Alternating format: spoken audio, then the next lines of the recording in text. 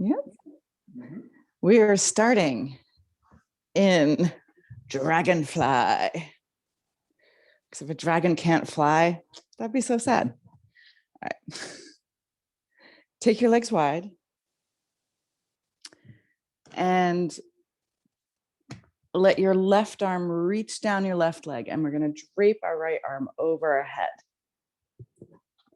So it's nice to have a bolster on your leg. You can put your elbow down.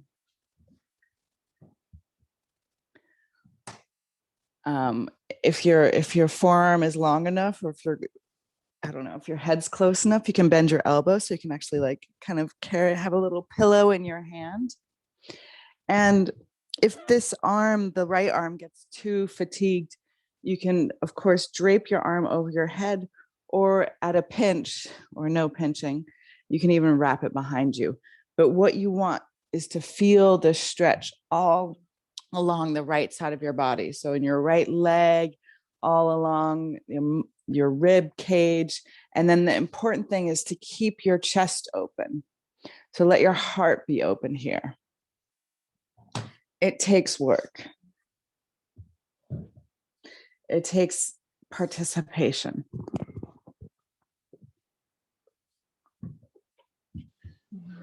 So just take a couple breaths and feel the breath in the pose. One of the pictures in our yoga practice is that we are creating autonomy in the sovereignty of our body. So we want to be able to breathe fully, no matter what shape our body finds itself in.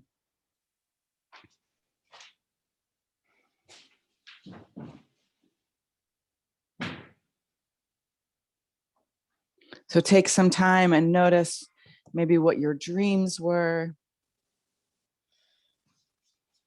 or notice what's been really active for you during your day already.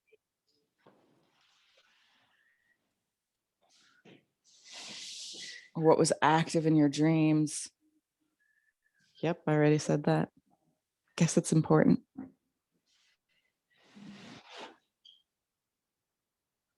Notice what's alive in your thinking.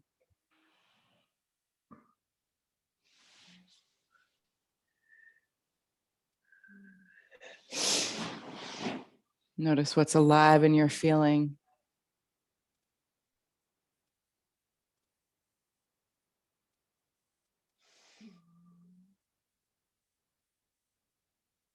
Notice what's alive in the sensations of your physical body. You're probably thinking mostly about that right arm. And with your next inhale, reach up to center, and then take your right arm, and you can even turn your face away from your right leg and slide your right arm down your leg, and then drape your hand. So your left hand is maybe going to find your foot. Maybe your fingers are just thinking about your foot. And the emphasis here is to keep an open heart.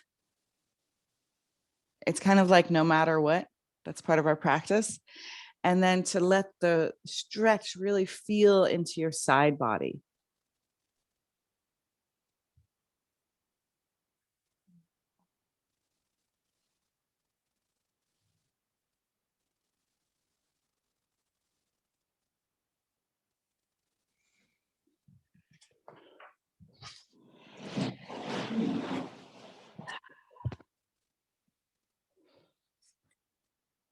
I am reading another excerpt from Orland's book, The Seventh Shrine, but not the one we usually start with.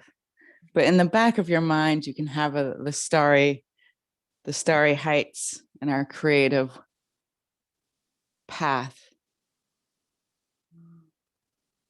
We human beings are guided by primal intuition that support our ideal striving and our moral development.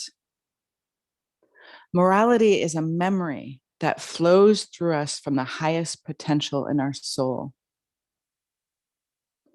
When we are able to find methods and procedures to integrate this memory, we pursue goodness, truth, and beauty. I'm going to read it again. We human beings are guided by primal intuitions that support our ideal striving and our moral development. Morality is a memory that flows through us from the highest potential in our soul. When we are able to find methods and procedures to integrate this memory, we pursue goodness, truth, and beauty. And then inhale, lift yourself up. Wow, good morning. And bring your hands like mid-thigh and maybe lift up your butt, or maybe see if you can float your legs. And then cross your ankles and glide over your crossed ankles and slide into Sphinx. Let your elbows be slightly in front of your shoulders. Let your hips be heavy. If your lower back is warm and juicy already, feel free to take your legs wide. If your lower back is a little tender, you take your legs closer together.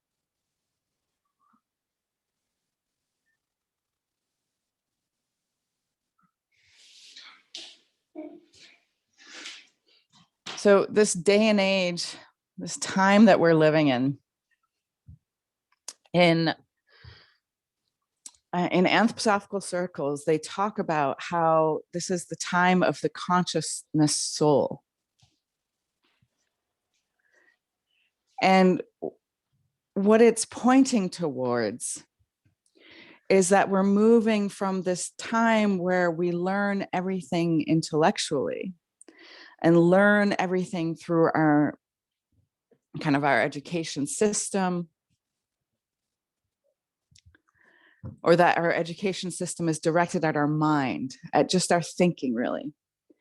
And that in the time of the consciousness soul, part of what's so essential about it is that human beings will recognize more and more that they are the source of wisdom, that they can discover things within themselves without it being kind of pushed onto you.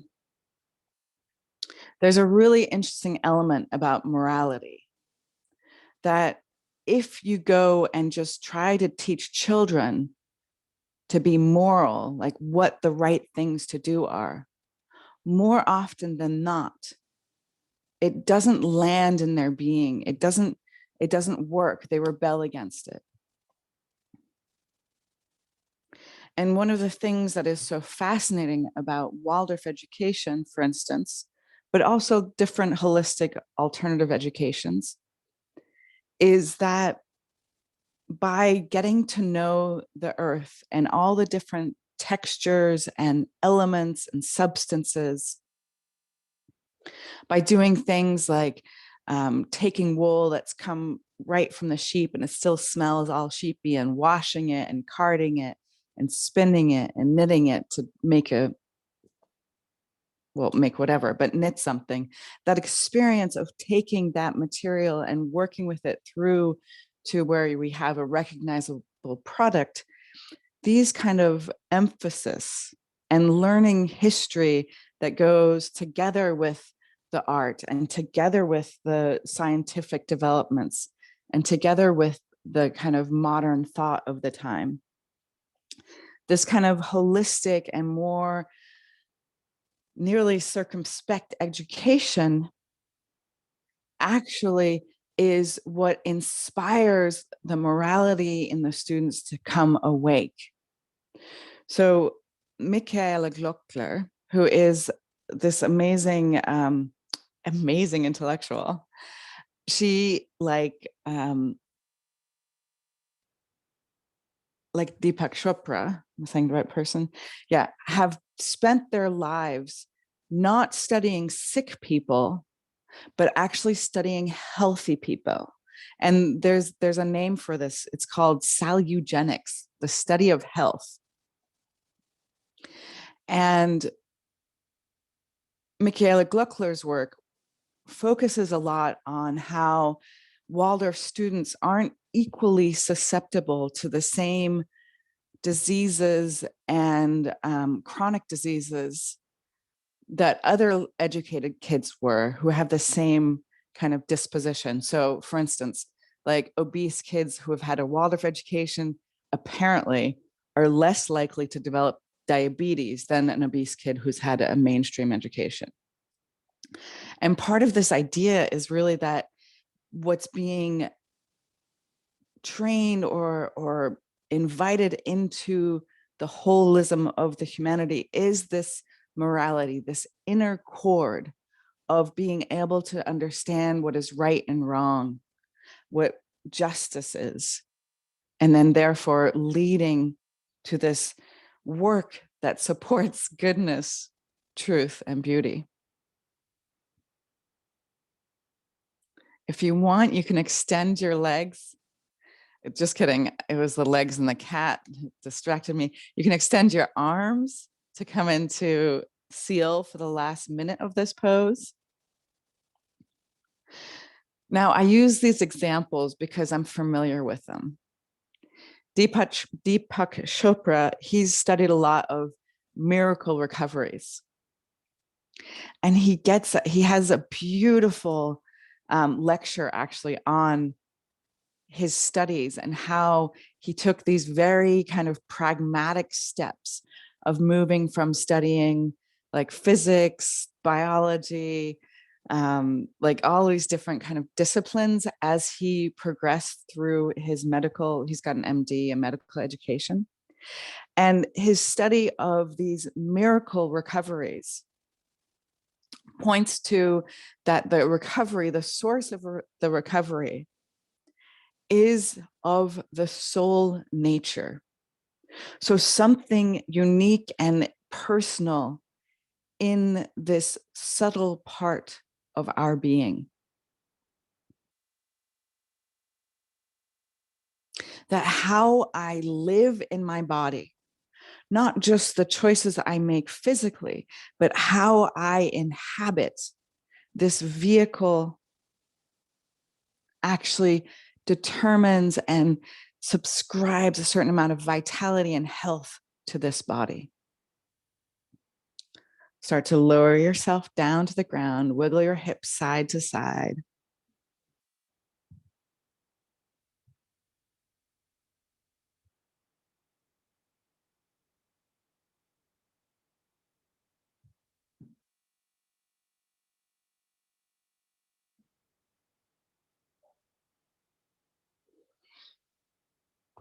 And then slide your right knee up like you have a cactus knee, and thread your left arm behind your right arm and grab onto your knee.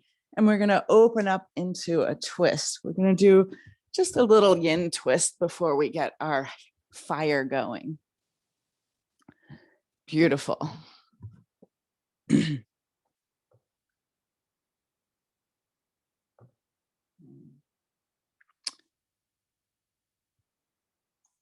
In some ways, this is not news to you. You have probably had experience where you've noticed how you live in your body affects how you feel in your body.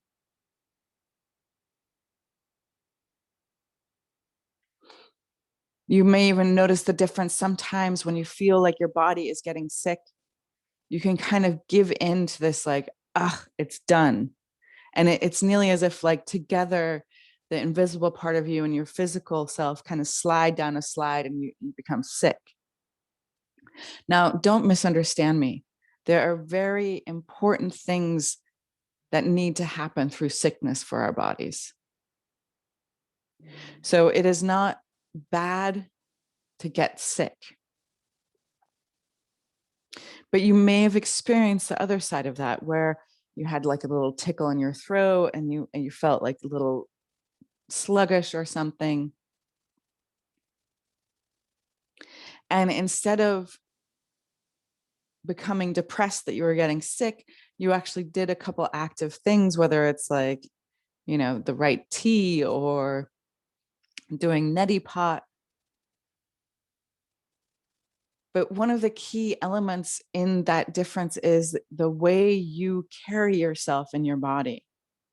Not that you are going to defeat the sickness like an enemy, but instead that you're going to nourish and feed the part of you that wants to be healthy or that wants to thrive. And such a key to this working is our attitude, is our being. And this isn't so, as my sister would put it, oogie boogie or woo woo. Sorry, that's what she says. But this is actually still very much an active mystery in the medical field, why the placebo effect works. Now roll back onto your belly. And you're going to slide your left knee up and then go threading your right arm behind your left elbow. Grab onto your left knee and then open up your right arm to the right. And this rolls you open into a twist. And if you did some other variation last side, feel free to do another variation on this side.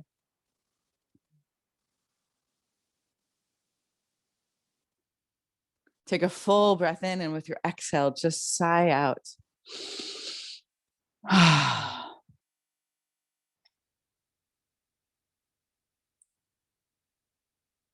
Now, what's crazy to imagine is that not only does this soul quality affect you, but play with the idea that your inner life actually affects the people around you, because it does.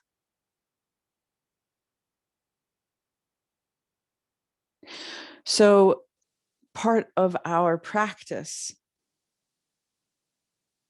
in our practice of self-realization, in our practice of really integrating this ancient memory that has a thread through all of our lifetimes and all of our missteps and all of our regrets,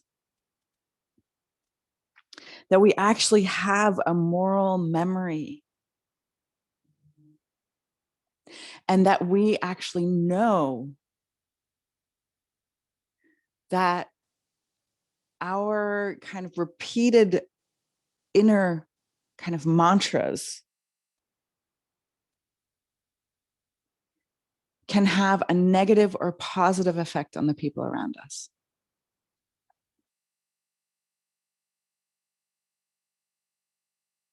Now, on one hand, it's a scary notion to feel so vulnerable to even the inner thoughts, the silent thoughts that you don't hear with your ears. But that other side is, wow, how powerful are we that our very thoughts can actually be a healing gift to another human being. Because the light and the dark, they work with the same rules. And the difference between black magic and white magic is the inner content and intention of the practitioner.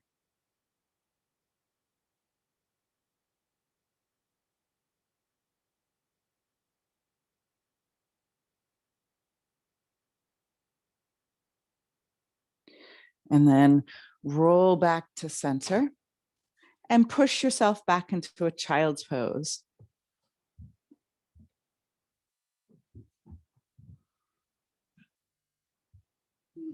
So part of this like evolution into the consciousness soul is really accepting just this basic premise of what you think not only matters, but is creative. So every new thought you have is an act of creation.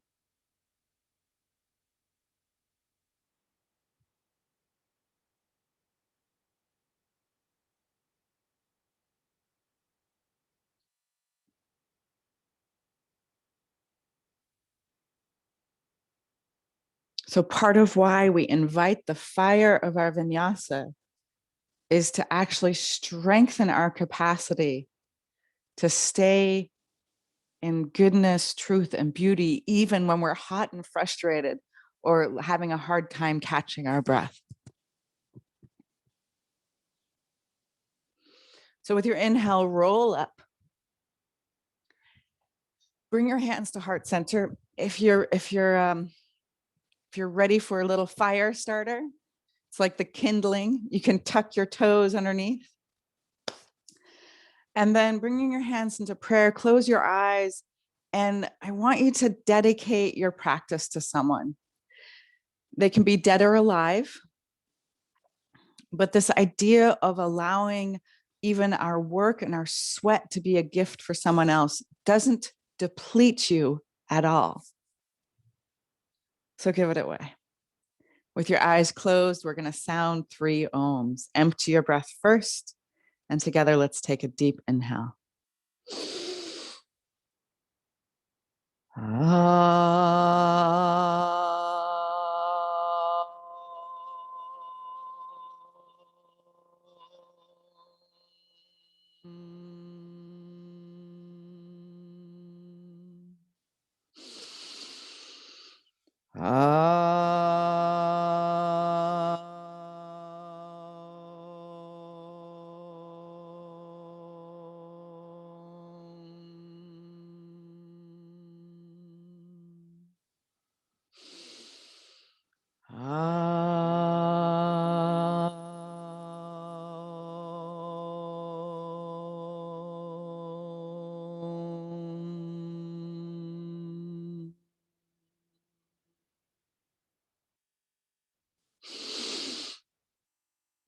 And then bring yourself forward and slap out your feet.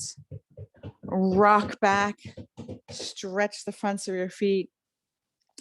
And then come again into Sesa and wrap your thumbs with your fingers. Take your elbows close to your ribs. And then like you're cheering yourself on with little pom-poms. Make some circles with your wrists. And then circle the circles the other way. And then shake out your hands, shake out your arms, stretch them out, reach them out, and then push invisible walls away from you. Take another full inhale, let your heart lift. And with your exhale, stretch your arms up over your head. And then with your next exhale, lower your right arm down and reach again into the side body here. We started this already in our yin. Feel your hips heavy, maybe starting to let your right elbow be heavy, sliding your hand away from you. If you don't feel it, drop deeper. Take another full inhale, filling up your chest. And with your exhale, you're going to do a little swoop to the other side. Feel your hips heavy on your heels. Feel the action in your body. It makes for a slightly different stretch than just in our yin practice. And then with your next inhale, stretch your arms up. And with your exhale, come down to child's pose. And then one last little side body stretch. You're going to walk your hands to the right.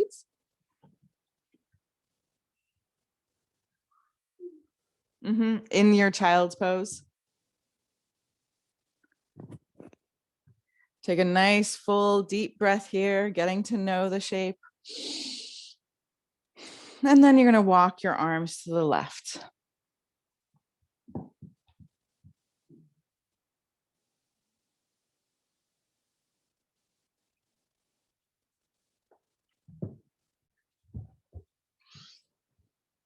And then walk your arms back to center. Maybe widen your knees a little bit and lift up your head and your chest just a little bit, keeping your arms active, and start to sway side to side. So it's like if you could dance your child's pose, that's what it would kind of feel like and look like.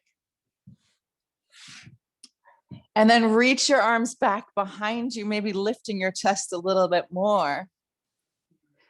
It's like a snake baby pose. I don't know. And then bring your hands back out and start to make circles.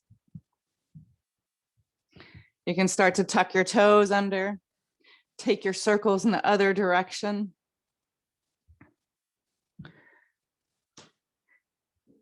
And then stretch your legs out, coming into plank. And see if you can tick-tock your hips. Wiggle your hips side to side, keeping your feet as static as possible. And then notice if you can do some rib rolls. And it doesn't have to look like anything. I just want you to start to isolate and roll.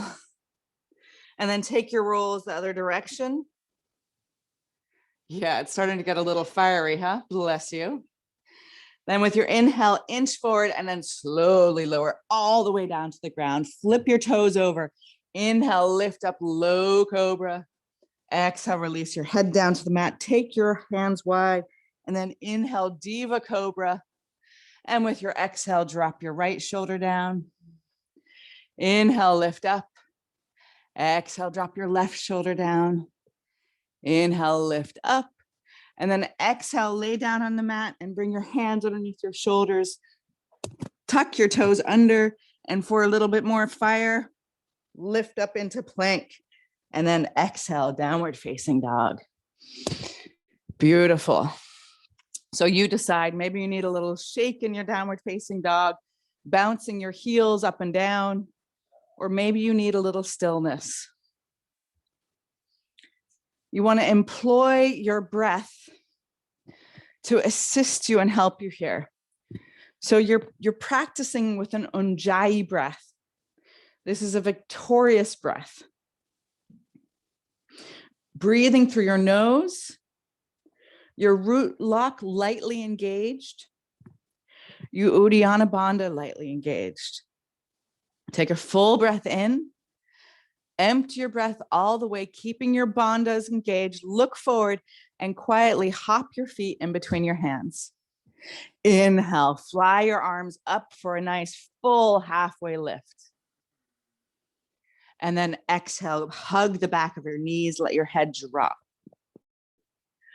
Root down with your heels and your feels and lift all the way up. Exhale, Samastitihi. Inhale, stretch your arms up. Exhale, bow forward. Keeping your hands on the mat, inhale, halfway lift. And then either walk to plank or jump to Chaturanga. Lower with your exhale to Chaturanga. Inhale, upward facing dog or low cobra, but heart forward. Exhale, downward facing dog. Let a small bend in your knees allow you to feel more freedom in your spine. So even in our body, we work well, like with back bends. We want to work hard with our legs so we feel the freedom in our spine. So ultimately, back bends aren't so much about the spine. They're actually about the work in the legs. Like it goes up the chain, you could think. Take another fueling inhale. Empty your breath all the way and float your feet in between your hands. Raising your arms, lift up, flying halfway lift. Exhale, hug the back of your knees. Forward bend. Root down with your heels, maybe backwards swan dive up to standing. And then with your exhale, hands through heart center. And inhale, let's do it again. Stretch your arms up, even looking upward. Exhale, bow forward. Inhale, keeping your hands on the mat, halfway lift, feel your heart efforting forward. And now jump to Chaturanga. So you bend your elbows as you're jumping. Inhale, upward facing dog or low cobra. Exhale, downward facing dog. And just start to shake your heels up and down. So you get a wiggle in your legs that like gets all the softer spots of you to jiggle just a little bit. It's like a coordinated cellular shake. Take another fueling inhale, empty your breath all the way and hop your feet in between your hands. Inhale, float your arms up. And with your exhale, you're going to sit your hips down and reach up, Ukitasana. Exhale, reach your ribs down to your thighs, your hands fly back. Inhale one more time, Ukitasana. Okay, no more, no less. Fly your hands back. Reach your arms up, Ukitasana, and then bow down. Inhale, halfway lift. Walk or float. Exhale, Chaturanga. Inhale, upward facing dog or low cobra. Exhale, downward facing dog. And then inhale, stretch your beautiful right leg up to the sky. Now feel your right leg first as an extension of the whole right side of your body. So feel your right hand, feel your arm, feel along your rib cage. And then bend your knee and let your hips spin open. And start to find some lightness in your left fingertips. Maybe lifting up onto a tented left fingertips, maybe floating your left hand or reaching your left hand along behind you like an airplane wing, or even grabbing your foot with your left hand. Or just giving yourself a high five between your foot and your hand. Yeah. And then with your exhale, bring your hand back and step your right foot all the way to your right thumb. Let your left knee come down to the ground. Stretch your toes out and inhale, lift up, crescent lunge. With your exhale, drop down into your hips. Inhale, squeeze your inner thighs together. Exhale, drop down. Inhale, squeeze. Exhale, drop down. And then trying to stay as low as possible, squeeze your inner thighs together, tuck your left toes under, and just for a breath, lift up, Anjaneyasana. And then with your exhale, sweet Chaturanga. Inhale, upward facing doggy. Exhale, downward facing dog. Inhale, first extend your left leg and feel the relationship from your left hand all the way along the left side of your body. Notice that what you do with your hand affects your foot. Extend the back of your knee more, and then with your next exhale, bend your knee and let your hips spin open, keeping your shoulders squared. So let your right heel be the anchor. It's dropping to the floor. Feel your fingers spread out. Maybe it feels like you need to just lift your right shoulder. Or if you want to play, come up tenting onto your fingers of your right hand. Maybe reach your right airplane wing back. Maybe grab onto your foot. So it's like a candy cane, downward facing dog, transverse candy cane even. Beautiful. And then success or failure, bring your right hand back. And with your exhale, step your left foot all the way forward to your left thumb. Let your right knee come down to the ground. Inhale, reach your arms up. So if we tend to be quite strong, we've backed off from the stretch here.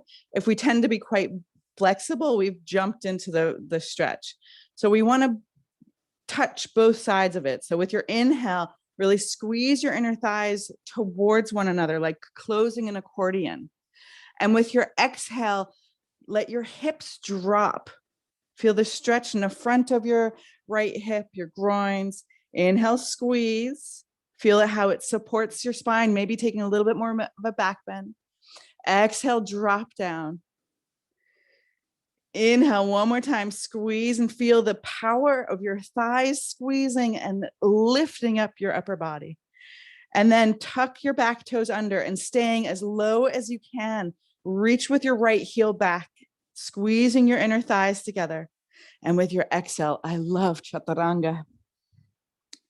Inhale, upward facing dog or low cobra. Let your heart reach through. And with your exhale, downward facing dog. Let your knees softly bend, and whatever works for you. Maybe you want more of a static shake. Maybe you want more stillness. Maybe you want some jumping jacks.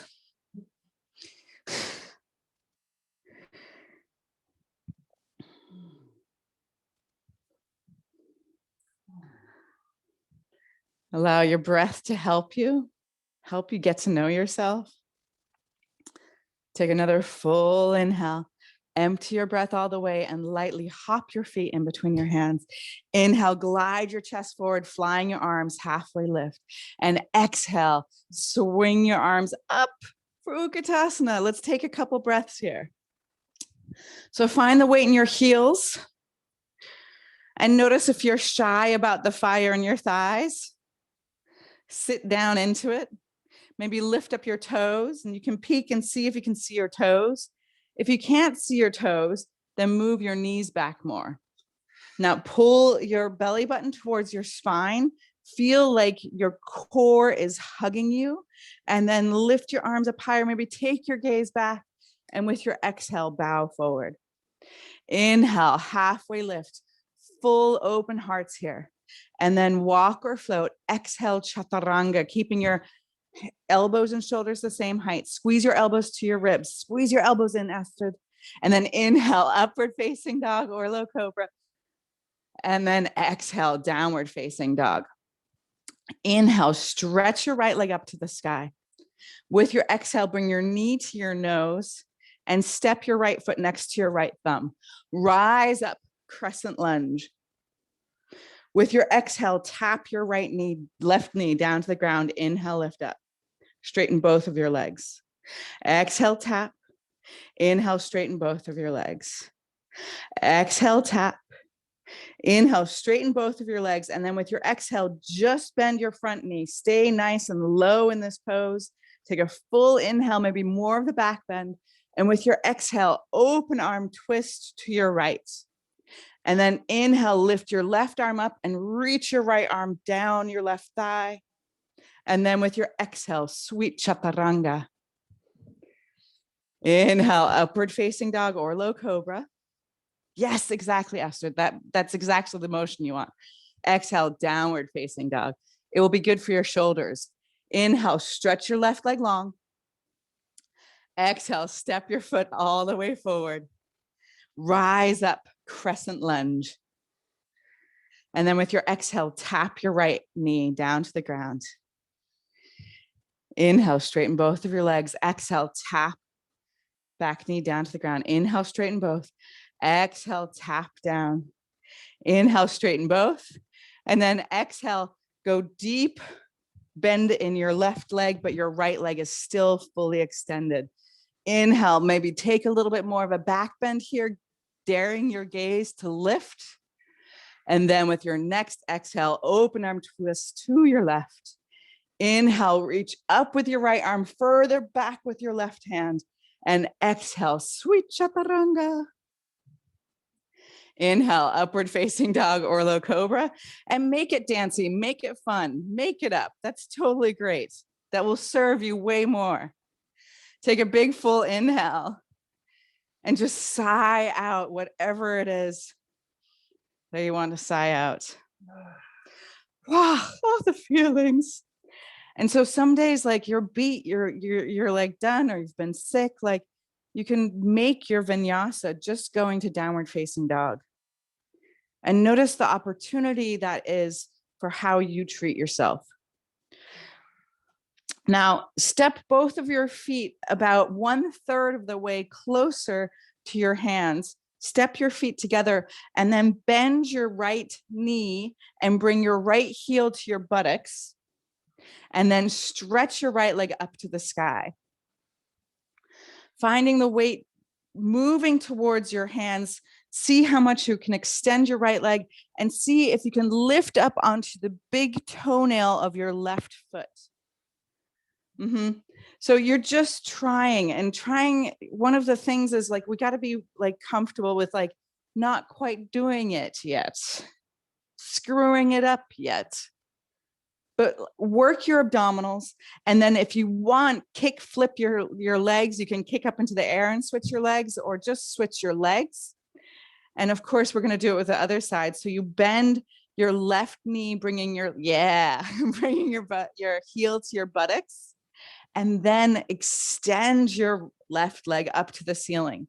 Feel the pull of your abdominals, lifting your inner leg upward. So you're balancing just on your toenail of your right foot with your hands flat on the ground.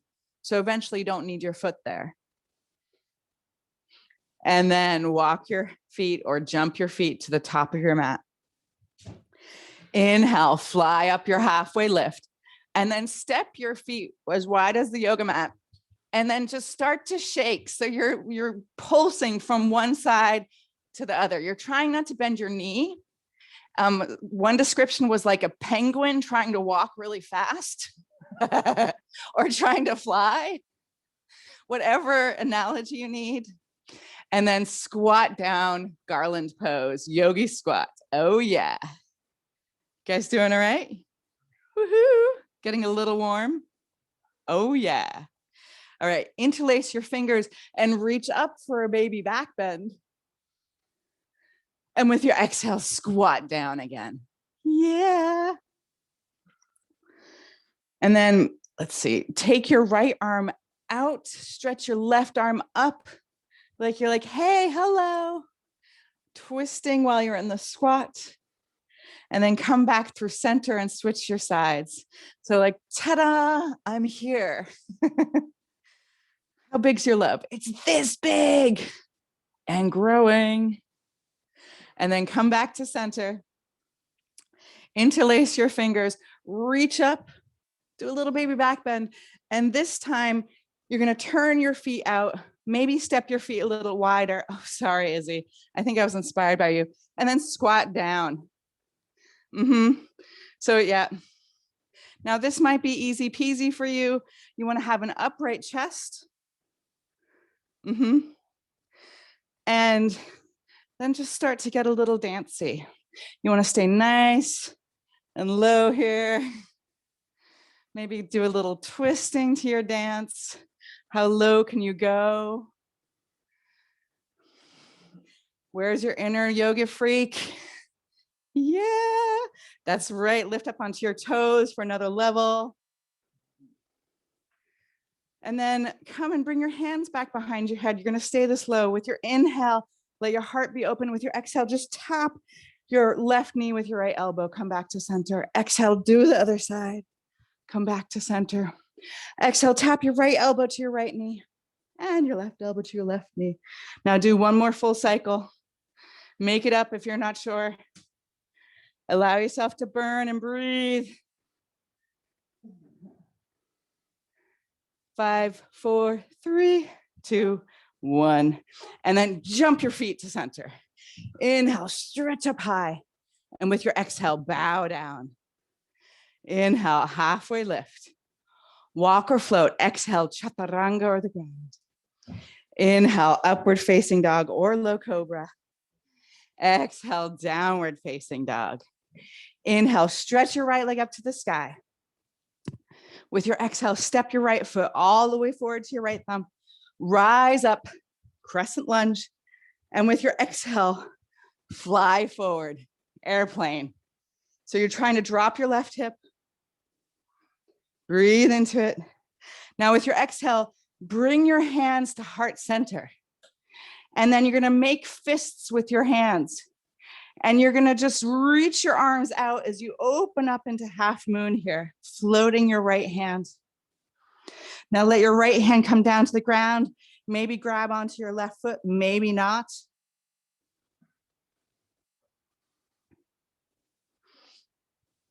And you allow yourself to breathe, to play. And then bring your left hand down, square your hips, kick up with your left leg, and then exhale, Chaturanga. Inhale, upward facing doggy. Exhale, downward facing dog. All right, inhale, stretch your left leg up to the sky. With your exhale, step your left foot forward to your left thumb. Rise up, crescent lunge. And with your exhale, fly into airplane. Beautiful. So I want you to feel that both of your legs are active participants in this pose. So you're reaching back with the ball of your big toe on your right leg, pushing down to the earth with your left. Now bring your hands to heart center and make little fists here. And then like you're peeling open, feel the power actually stabilizes you here. Floating it for a moment or two. And then when you're ready, release your left fingers to the ground, staying here or maybe catching your right foot. Again, working on the open-hearted. So switch your hands, Magnus. Yeah, beautiful. And then try to stack one hip on top of the other. And then release your right hand down. And now really throw up your left leg. And this gives you so much space to jump back. Exhale, Chaturanga. Inhale, upward facing dog. Yes. Exhale, downward facing dog. And then, look at the time. Okay, walk your feet about halfway to your hands. We're going to do one last little handstand opportunity. So we all have a different practice here. If you have a wall close by, you're welcome to use it. But start by bending your right knee and bringing your right foot to your buttocks. And just notice, can you get air? Can you lift up? Can you hold handstand? It's a great way to practice this close to a wall. You just want to make sure you have one hand's width between the wall and the ground. And Layla, some days you can practice handstand lying down. I know, but be kind. Land quietly, so be kind to your neighbors too. Notice what you're filling yourself up with on the inside.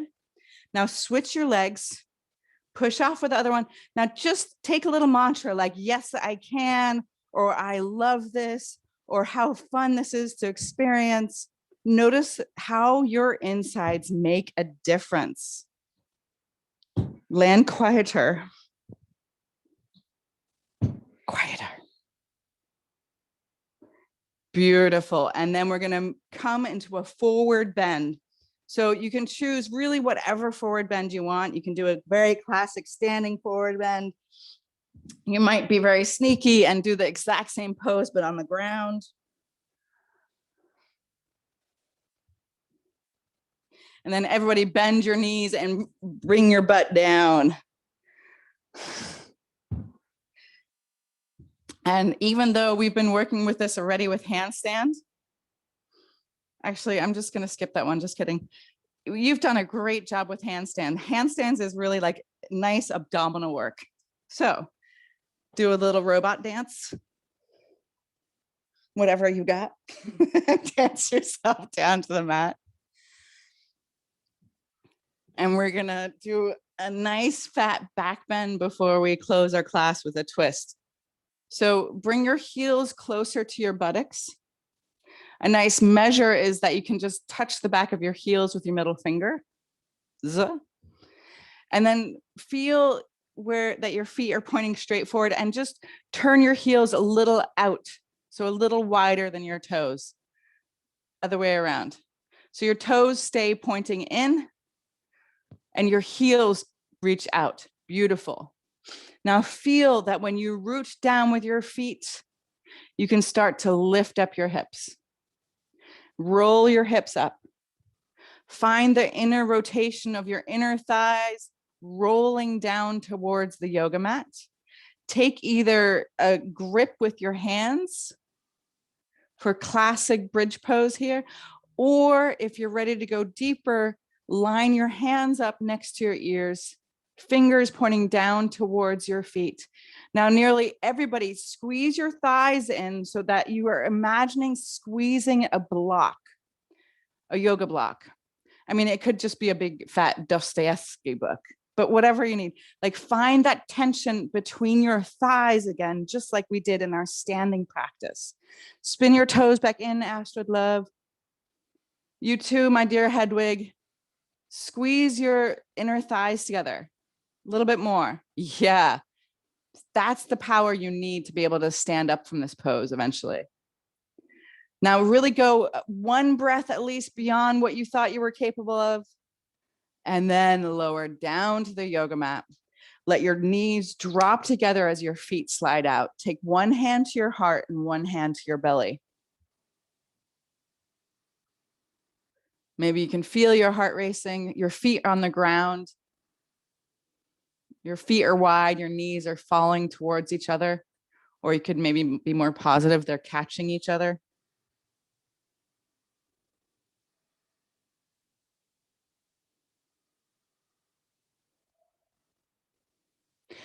And then hug your right knee up, stretch your left leg long. So notice that you want to stretch your left leg like you have someone pulling your foot away from your hip. Hug your knee in intensely and then come into the twist, keeping your knee close to your chest, your leg at least as high as your yoga mat. Beautiful, Akika. Allow your breath to help you.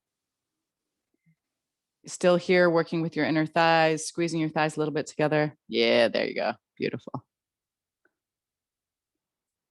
Your gaze can move away from the direction your knees are in.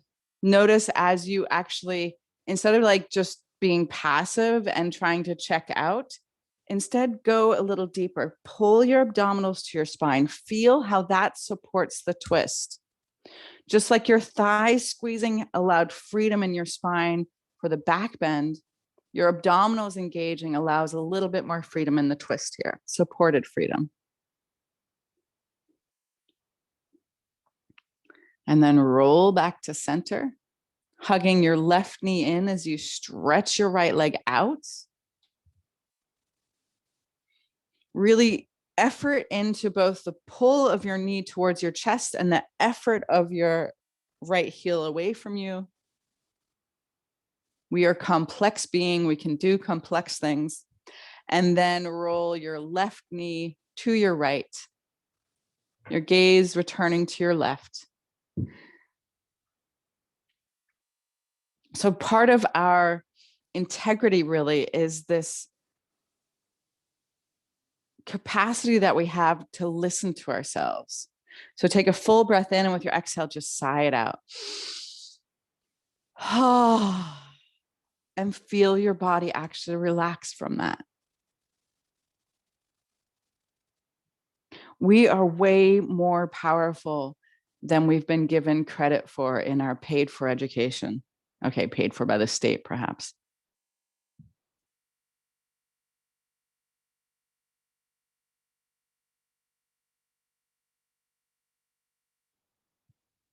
You get to decide who has power over you.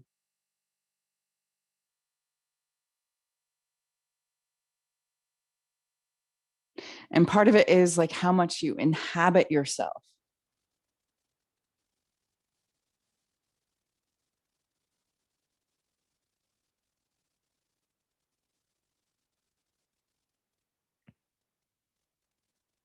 And then hug both your knees to your chest. Maybe lift up your face and kiss your knees. Thank you for being an exquisite, intricate part of this holy vehicle. It's kind of a package deal. They go all together and then stretch yourself out, extending and relaxing into Shavasana. So even though you're relaxing, you're not practicing falling asleep. You're practicing staying present without stimulation or entertainment.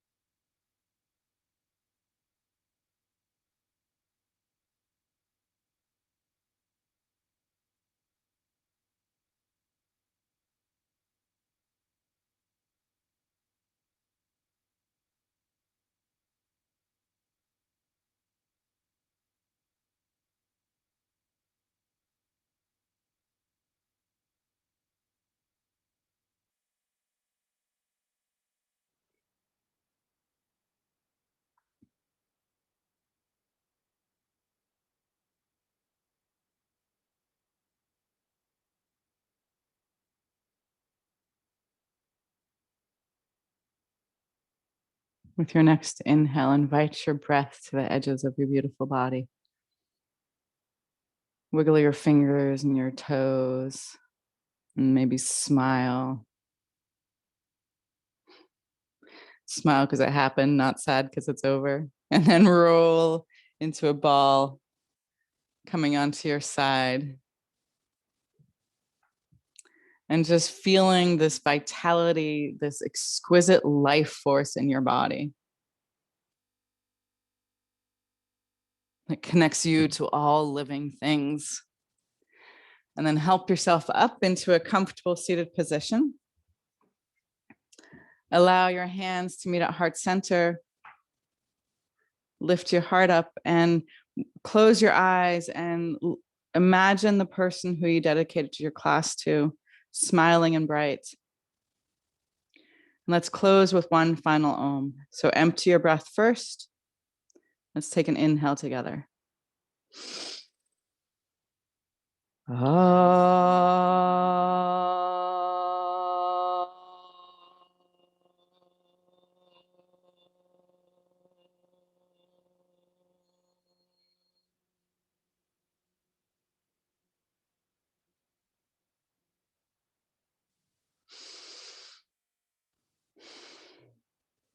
Bring your prayer hands to your third eye. Invite the divine light. And as we bow forward together, we say, Namaste. And so much love. Woo! Yeah.